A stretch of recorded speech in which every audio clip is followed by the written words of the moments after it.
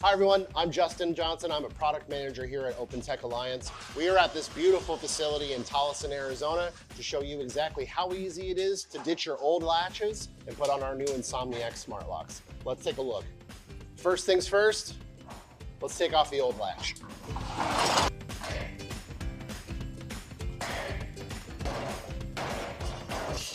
Next, we just need to elongate the mounting holes to make sure the locks fit in perfectly.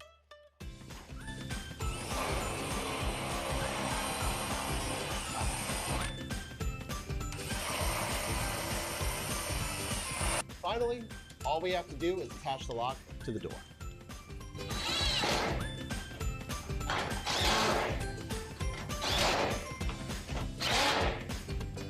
Once the lock is attached, last thing we do is put the battery in.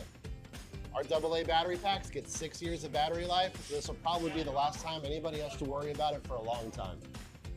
All we do is simply slide it in, apply a little bit of pressure, and we're done. So that's it. We've installed an INSOMNIAC SmartLock S in less than just a few minutes. If you have any questions, please make sure to reach out to us or check us out online at OpenTechAlliance.com.